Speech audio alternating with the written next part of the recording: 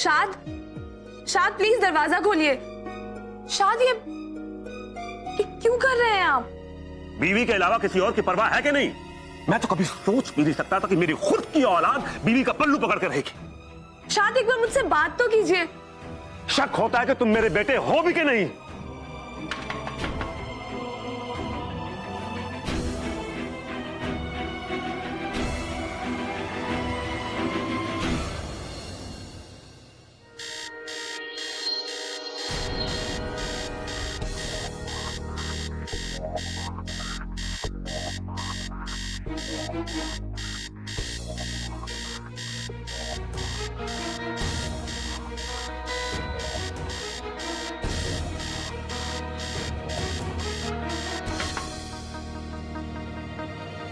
Sorry, वो अब दरवाजा नहीं खोल रहे थे इसलिए मैं अंदर आ सकती हूँ?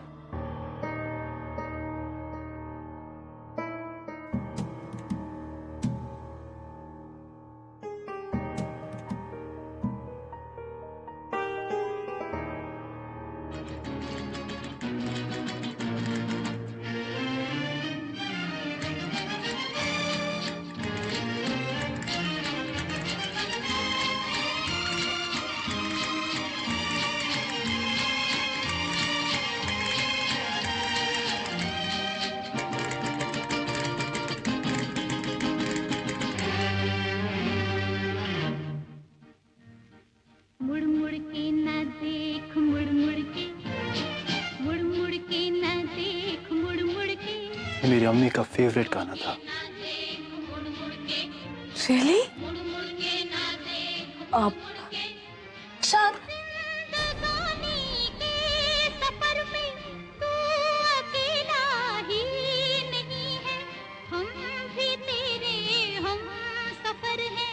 मुड़ मुड़ के ना देख, मुड़ मुड़ के, मुड़ मुड़ के ना देख, मुड़ मुड़ के, मुड़ मुड़ के ना देख, मुड़ मुड़ के, मुड़ मुड़ के ना देख, मुड़ मुड़ के।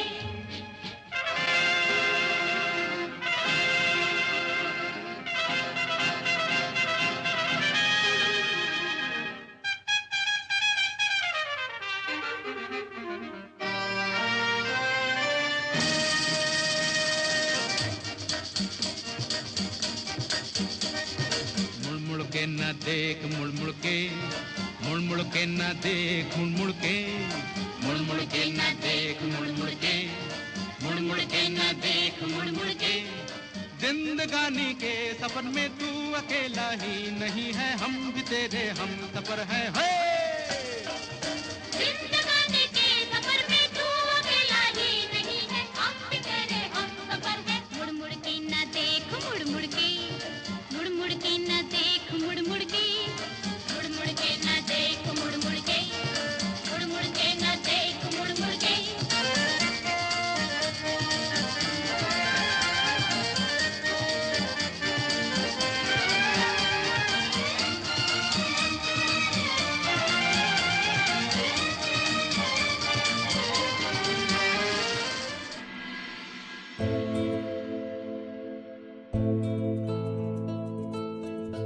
कितना अच्छा लग रहा है आपको खुश देख के। होठों पे मुस्कान, चेहरे पे सुकून। ऐसे लग रहा है जैसे मैं इस शाद से पहली बार मिल रही हूँ।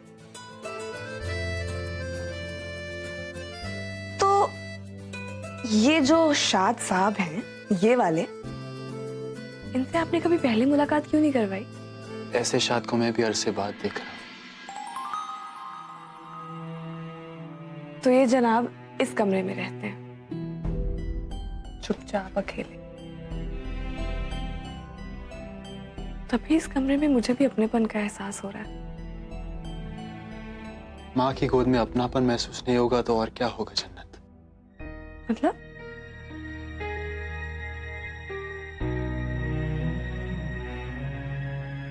ये मेरी अम्मी का कमरा था, वो तो अब नहीं रही, लेकिन इस कमरे में उनकी खुशबू है, उनकी मोहब्बत है, उनकी यादें हैं। इस कमरे में जब भी आता हूं तो ऐसा लगता है कि कि अपनी अम्मी की गोद में बैठा हूं।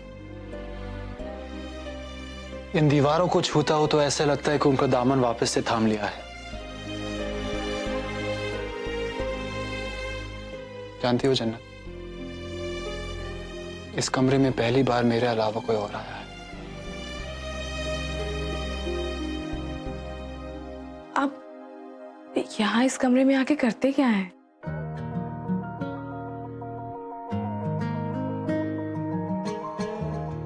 वक्त गुजारता हूं अपनी अम्मी के साथ। जिस्म फानी होता है लेकिन ख्याल कभी खत्म नहीं होता है। मेरी अम्मी एक राइटर थी, एक शायरा, एक अफसाना निगार। उनकी जो भी ख्वाहिशें, उनकी जो भी उलझनें, उनकी जो भी सपने, वो सब कागजों पे लिखती थी। और अम्मी से जब भी बात करना चाहता हूं, उनकी किताबें पढ़ लेता हूं।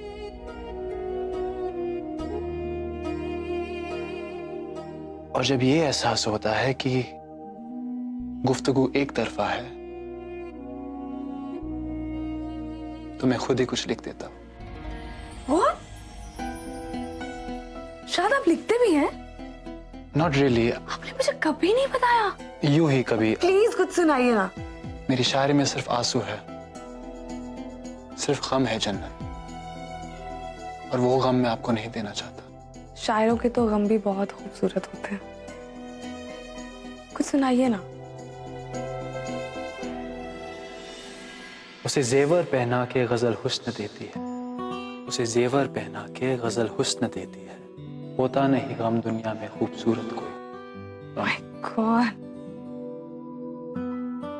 माशाल्लाह। शाद कुछ और सुनाइए ना प्लीज। किसी और दिन जन्नत। प्रॉमिस।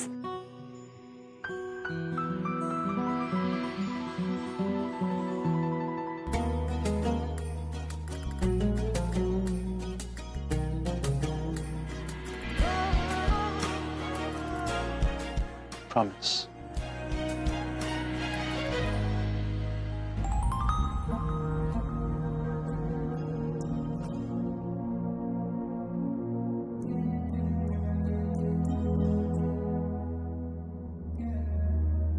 आपकी अम्मी को भी ताज बहुत पसंद था?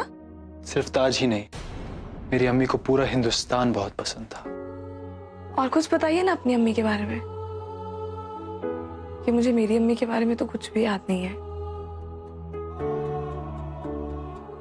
आपकी अम्मी के बारे में सुनूंगी तो ऐसे लगेगा अपनी अम्मी के किस्से सुन रही हूँ। कुछ बताइए ना, मुझे अच्छा लगेगा।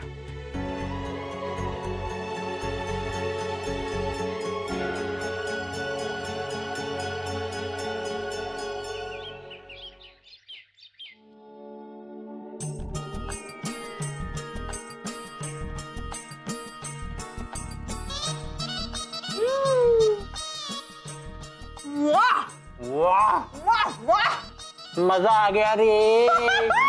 ना मजेदार है ये अंग्रेजी कबाब पाव। लेकिन इससे भी मजेदार ये है कि सनम की वो चली गई। वो क्या?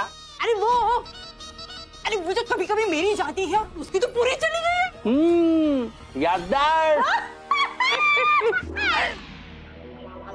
पूरा फिल्मी सीन हो गया। सनम जन्नत बन गई। कितना अच्छा लगता है ना, दिल को कितना सुकून मिलता है जब सर से बुरी बला टल जाती है। जैसे अल्लाह ने इनके सर से बुरी बला टाल दी, उसको किसी और के गले में बांध दिया।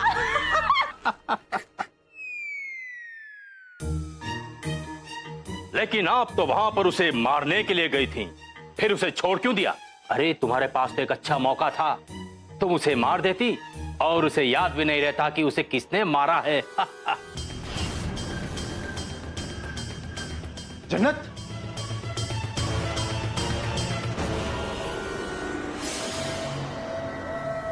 दुश्मनी मोहब्बत की तरह दिल से जुड़ी होती है,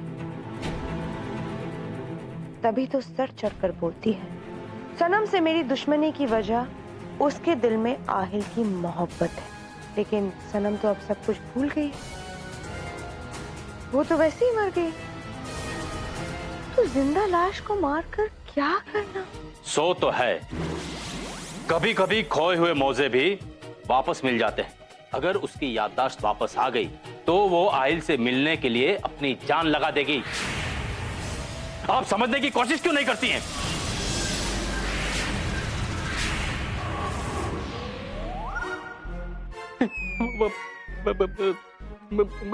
मैं तो ऐसे ही पूछ रहा था। I am sorry. सनम के वापस आने तक मैं आहिल जी की वो हालत कर दूंगी कि वो सिर्फ मेरे इशारों पे नाचेंगे। मैं उन्हें इतना मजबूर कर दूंगी कि अगर सनम वापस आ भी गई तो आहिल जी उसे अपनी जिंदगी में दोबारा कबूल नहीं करेंगे। वैसे आप ऐसे क्या करने वाली हो?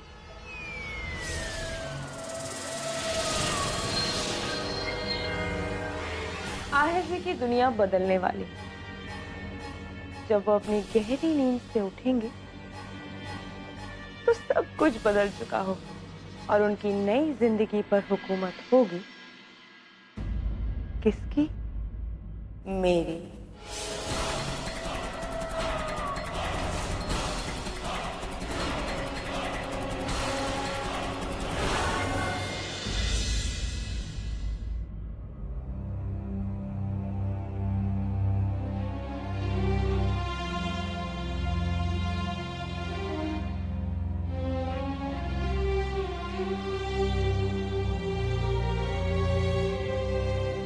अमीना परवीन,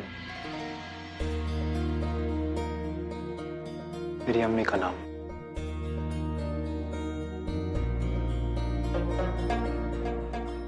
हिंदुस्तानी थी वो।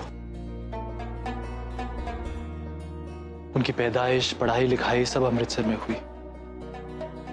उनके खानदान में बाकी के लोग बंटवारे के बाद यहाँ पाकिस्तान आ गए। मेरे नाना साहब भी यही चाहते थे कि मेरी अम्मी यही पाकिस्तान में सेटल हो जाए। उन्हें यह लगता था कि अम्मी यहाँ पे खुश होगी।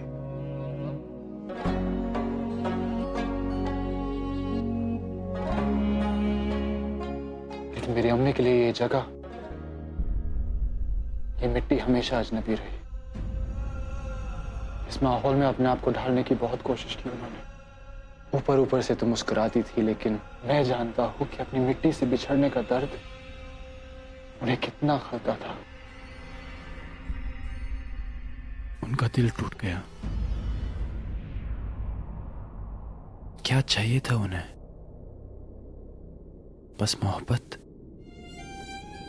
लोगों के बीच, दोनों मुल्कों के बीच उन्हें कभी ये समझ में नहीं आया कि मिट्टी पे खींची गई एक लकीर दिलों को अलग कैसे कर सकती है। वो ये चाहती थी कि औरतों को जो आज़ादी, जो हकूक हिंदुस्तान में मिले वही पाकिस्तान में मिले। लेकिन उस वक्त पाकिस्तान के हालात ऐसे नहीं थे। ना ही वो मौके मिल सकते थे, ना ही वो आज़ादी। इसीलिए जब उनके आज़ाद ख्याल की नज़्में छपे तो लोगों ने उसकी बहुत मुखालफत की। और मेरे अब्बू कभी साथ नहीं दिया उनका। एक हमसफर होने के बावजूद अपने आप को हमेशा तन्हा महसूस करती थी। मेरी अम्मी अकेली पड़ गई थी जन्नत। और जो अकेला होता है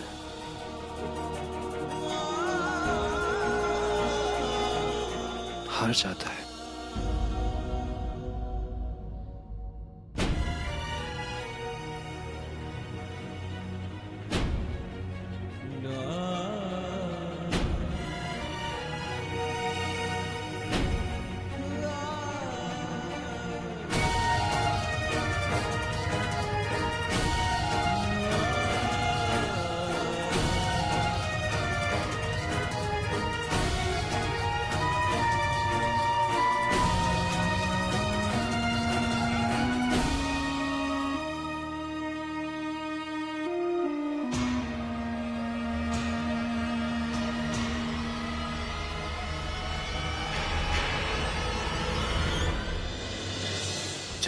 प्लीज शाद आइए ना। जन्नत हम कहाँ जा रहे तो? मैं आप बताती हूँ ना हम कहाँ जा रहे हैं। जन्नत कम ऑन शाद, आपको अपनी बीवी पे यकीन नहीं है क्या? आपको पता है शाद प्रॉब्लम क्या है? प्रॉब्लम ये है शाद कि आप अब भी अपने अतीत में जी रहे हैं। आपके दिल में वो यादें बसी हैं जो हालात से पैदा हुई थी। शायद जब हालात बदलते हैं ना तो जिंदगी में सब कुछ बदल जाता है। आपने अपनी अम्मी की यादों को दिल में कैद करके रखा हुआ है शायद, जबकि खुद आपकी अम्मी किसी भी तरह के कैद के खिलाफ थी। शायद मैं आपको सिर्फ ये कहना चाहती हूँ कि आप गुजरे हुए कल का दामन छोड़ेंगे तभी आने वाली जिंदगी की बाहें थाम पाएंगे। फिर आप वैसी जिंदगी जी सकेंगे जैसे आप चाहते हैं, जैसे आपकी अम्मी आपके लिए चाहती थी। इतना आसान नहीं है जन्नत। इतना मुश्किल भी नहीं है शायद। कितनी बार कोशिश की आपने? कोई बात नहीं, मेरे पास इस सब का एक इलाज है।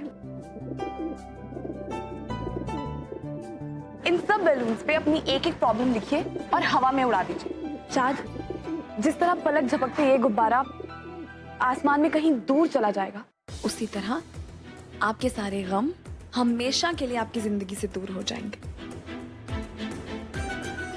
ट्रस्ट मी शाद। देखिएगा, आपके अब्बू से जो भी गिले शिकवे हैं, खुद पे कोई भी नाराजगी है या कुछ भी, वो दोबारा आपकी जिंदगी में कभी नहीं आएंगे शाद। एक बार करके देखिए।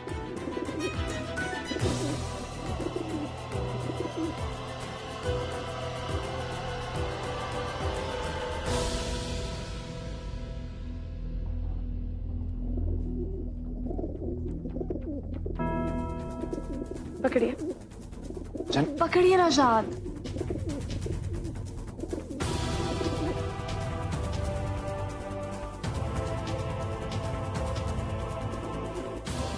आप एक लंबी सांस लीजिए और इसे छोड़ दीजिए। प्लीज शाद, एक बार करके देखिए ना। छोड़ दीजिए।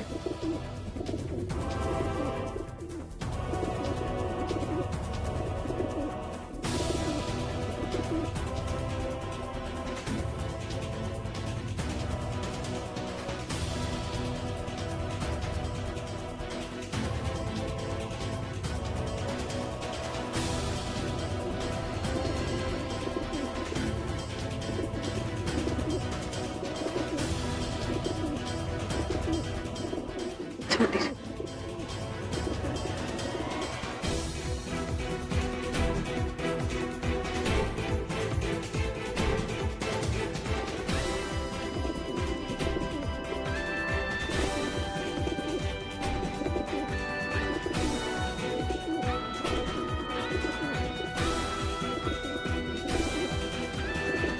अम्मी के दर्द को कैसे भुला सकता हूँ? भूल सकते हैं शायद। आपको उनके दर्द को नहीं, उनकी हिम्मत को याद रखना है। छोड़ दीजिए इसे। छोड़ दीजिए ना जन्नत, खुदा के लिए छोड़ दीजिए प्लीज।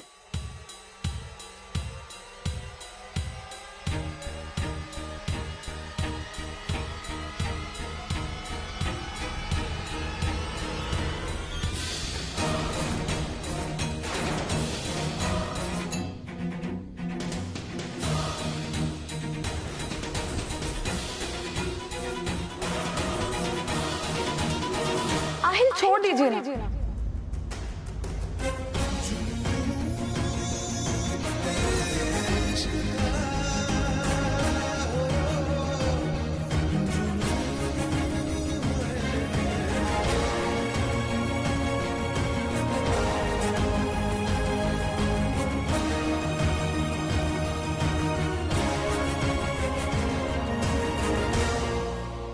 आहिल, छोड़ दीजिए ना। छोड़ दीजिए ना।